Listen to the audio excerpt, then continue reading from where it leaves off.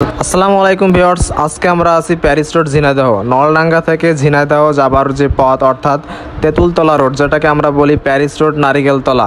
So viewers, আজকের দিনটা ছিল পহেলা বৈশাখ, শুভ নববর্ষ। তো আমরা কয়েকজন মিলে একটু ঘুরতে বের হয়েছি, যেহেতু আজকে পয়লা বৈশাখ শুভ নববর্ষ। অবশ্য সেই উপলক্ষে আসিনি, এমনিতে আমরা রেগুলার আসি, সেই উপলক্ষে আসছি আর কি।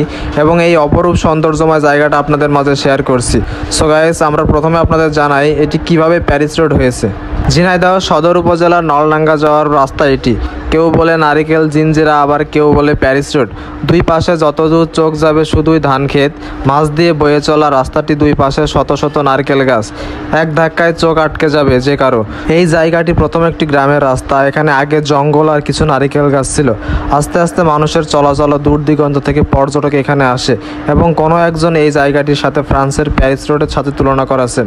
তারপর থেকে মানুষ এই জায়গাটার নাম দিয়েছে প্যারিস রোড। অবশ্য প্যারিস রোডের থেকে কম কিছু না, জায়গাটা অপরূপ সৌন্দর্যময় রাস্তা এই ঝিনাইদহের এই রাস্তাটি।